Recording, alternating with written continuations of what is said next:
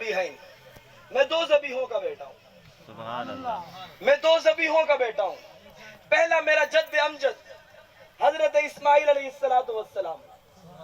जब हजरत इब्राहिम अलैहिस्सलातु वस्सलाम ने ख्वाब देखा अपने बेटे को ज़िबा कर रहे हैं, सुभान अल्लाह। अपने बेटे को मस्बा खाने ले गए, वहां जाकर छुरी चलाते हैं। छुरी चलती ऊंची आवाज में, छुरी चलती नहीं है। एक और बात अगर आपकी तवज्जो हो, सुभान अल्लाह। बुलंद आवाज से, छुरी चलती नहीं तो रब ने बता दिया काटने की ताकत छुरी में यार, बुलंद आवाज से, काटने की ताकत छुरी में, फिर डरना किस बात का?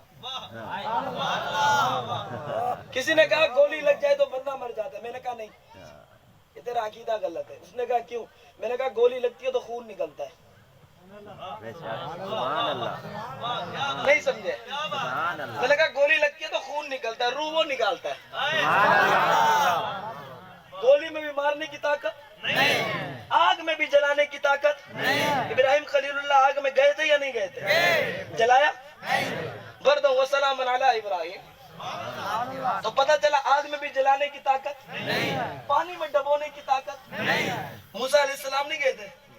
चलो अल्लाह ने फिर भी 12 रास्ते बना दिए थे। भाई नबी के सहाबा घोड़े लेकर दरियाओं पे गए थे, डबोया नहीं। लेकिन एक मजे की बात है, अगर आप सुनना चाहते हो तो, ये तो सहाबा के घोड़े तोड़ते हुए गए ना, जब ये दरिया क्रॉस कर लिया, फिर जाकर ना सहाबा घोड़ों की टापों को देख रहे थे। घोड़े की टापें गीली थी, घोड़े की जो टापें है ना वो गीली थी। घोड़े को तो डबोया नहीं। तो कहा ये क्या माजरा है? मैंने दरिया से तसव्वुरात की दुनिया में पूछा, ऐ दरिया डबोया नहीं गीला क्यों किया?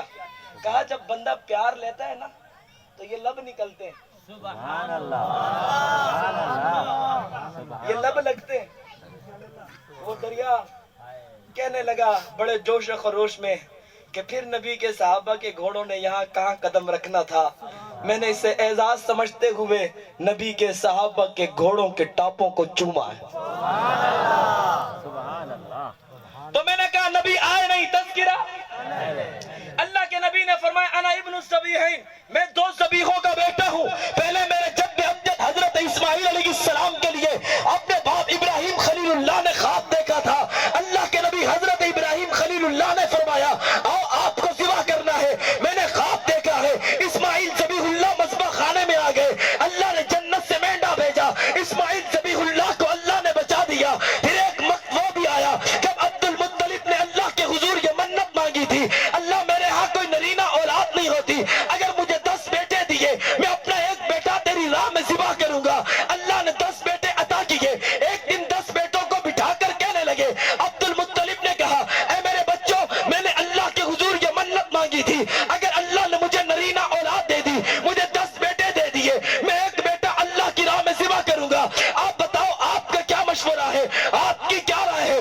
कुरान डाला गया, कुरान में नाम निकला तो हजरत अब्दुल्ला का, और नबी के बाबा का नाम निकला।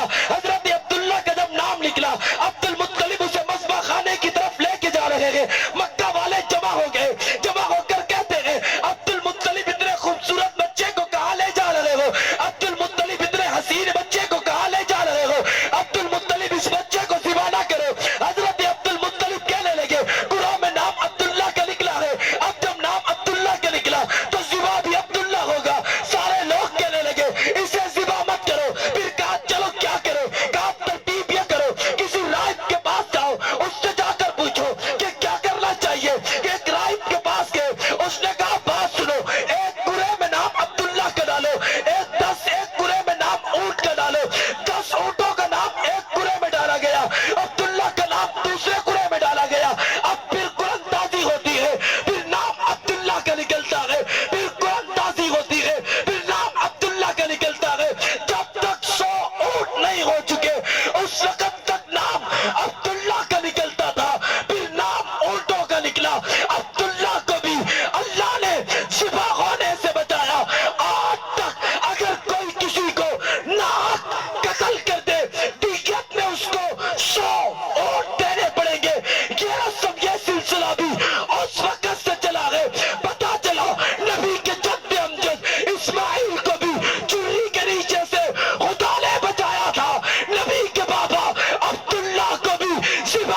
اسے خدا نے بچایا تھا۔ نعرہ تکبیر، شان محمد مصطفیٰ، مقام محمد مصطفیٰ، عظمت صحابہ، نعرہ تکبیر۔ انا ابن الذبیحین، سبحان اللہ، میں دو ذبیحوں کا بیٹا ہوں۔ اور وہاں دیکھ اسماعیل ذبیح اللہ کو، سبحان اللہ، بلند آواز سے، وہ ذبیح اللہ تھا، یہ حبیب اللہ تھا۔ یار وہ سبحان اللہ نہیں آ رہی، وہ ذبیح اللہ تھا، یہ حبیب اللہ ہے۔ وہاں ذبیح اللہ کی ایڑیاں لگی، وہاں ذبیح اللہ کی ایڑیاں لگی، نکلا کیا؟ اونچی آواز میں اور بلند آواز سے، سارے نہیں بولتے، کیا نکلا؟ زمزم نکلا۔ ایڑیاں لگی ذبیح اللہ کی تو نکلا کیا؟ زمزم، زمزم، زمزم۔ اللہ تمہیں بھی عمرہ نصیب کرے، اللہ مجھے بھی عمرہ نصیب کرے، اللہ تمہیں بھی حج کی سعادت نصیب کرے، اللہ مجھے بھی حج کی سعادت نصیب کرے۔ جاؤ ہادیوں سے پوچھو، زمزم لے کر آتے ہو، بتاؤ کیا زمزم کا ذائقہ بدلتا ہے؟ کیا زمزم کا بو بدلتی ہے؟ کیا زمزم کا رنگ بدلتا ہے؟ جواب آتا ہے نہ زمزم کا ذائقہ بدلتا ہے، نہ بو بدلتی ہے، نہ کچھ اس کی ابو بدلتی ہے۔ کہا زمزم پیڑیاں ذبیح اللہ کی لگی ہے، 1 سال رکھو، 2 سال رکھو، 3 سال رکھو، زمزم بدلتا نہیں ہے۔ پھر ایک منظر مجھے وہ بھی یاد آتا ہے کہ ہجرت والی رات میں صدیق کے سینے پر ایڑیاں حبیب اللہ کی لگی تھی، وہاں زمزم پیڑیاں ذبیح اللہ کی لگی۔ زمزم نہیں بدلتا، اور جس صدیق کے سینے پر ایڑیاں حبیب اللہ کی لگی ہو وہ بلا کیسے بدل سکتا؟ نعرہ تکبیر، شان محمد مصطفیٰ، عظمت محمد مصطفیٰ، شہزادہ اہل سنت حضرت مولانا نعمان ضیاء فاروقی صاحب، نعرہ تکبیر۔ تشریف رکھے تمام ساتھی۔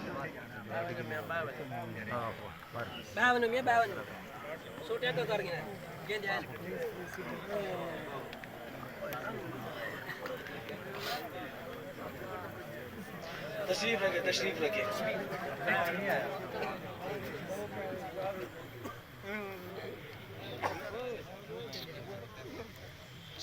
اس کانفرنس کے بھی مہمان خصوصی ہیں۔ کیا بلا تو میں بات کر رہا تھا، اسماعیل ذبیح اللہ کی ایڑیاں لگی زمزم پہ، ایڑیاں لگی، نکلا کیا؟ زمزم۔ 1 سال رکھو، 2 سال رکھو، 3 سال رکھو، 4 سال رکھو، 5 سال رکھو، زمزم کا پانی نہ ذائقہ بدلتا ہے، نہ رنگ بدلتا ہے، نہ اس کی بو بدلتی ہے۔ میں پوچھنا چاہتا ہوں آخر وجہ کیا ہے؟ زمزم کا پانی 2 سال، 3 سال، 4 سال، 5 سال رکھو، نہ وہ ذائقہ بدلتا ہے، نہ اس کی بو بدلتی ہے، نہ اس کا رنگ بدلتا ہے۔ جواب ملتا ہے اس میں ایڑیاں ذبیح اللہ کی لگی ہے۔ پھر ایک منظر مجھے وہ بھی یاد آتا ہے جب ہجرت والی شب میں صدیق کے کندھوں پر مصطفیٰ سوار ہوتے ہیں، اور صدیق کے کندھوں پر جب مصطفیٰ سوار ہوئے تو مصطفیٰ کی ایڑیاں، حبیب اللہ کی ایڑیاں صدیق کے سینے پر لگتی ہے، اور جس پانی پر ایڑیاں ذبیح اللہ کی لگی ہو وہ پانی نہیں بدلتا، اور جس سینے پر ایڑیاں حبیب اللہ کی لگی ہو وہ صدیق بھلا کیسے بدل سکتا ہے؟ ذبیح اللہ کا فیض مانتا ہے، حبیب اللہ کا فیض نہیں مانتا۔ سبحان اللہ، اور زمزم کا فیض قیامت تک جاری رہے گا، اور صدیق کا فیض بھی خدا کی قسم قیامت تک جاری رہے گا۔ تو میں نے عرض کیا تھا کہ نبی آئے نہیں تھے، تذکرہ انشاءاللہ پھر کبھی، کیونکہ مہمان خصوصی تشریف لا چکے ہیں، اور میں نے کہا تھا خصوصی خطاب حضرت کا ہوگا، دعا بھی حضرت نے کروانی ہے۔ تو میرا نبی آئے آخر میں، اب نبی کے بعد کسی نبی نے آنا، کسی نبی نے آنا، تھک گئے ہو؟ ظلم تو نہ کرو، میرے نبی کے بعد کسی نبی نے آنا نہیں ہے۔ نبی کی ختم نبوت کے بعد جو کام اللہ نے انبیاء کو دیا تھا وہی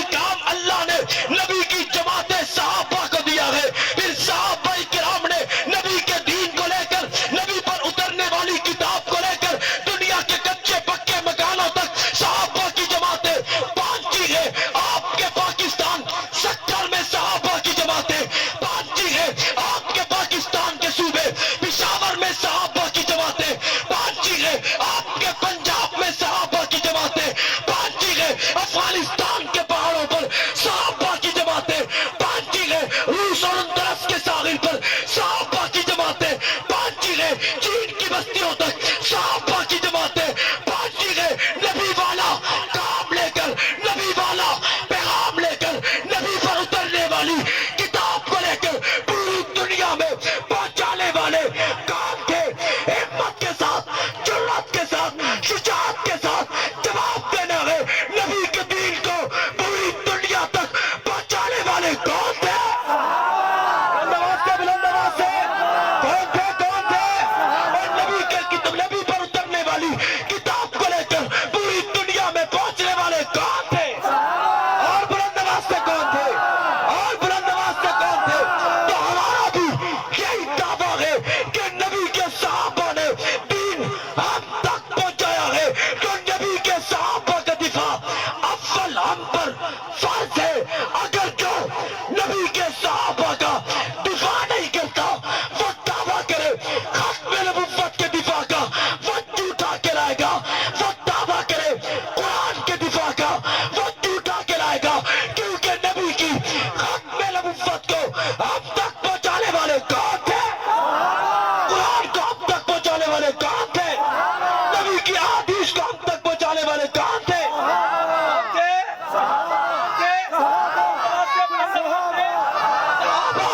صحابہ تبھی تو ہم جذبے میں جلال میں آ کر کہتے ہیں صحابہ صحابہ صحابہ صحابہ صحابہ صحابہ، آخر تک ہاتھ بلند ہونے چاہیے، صحابہ صحابہ۔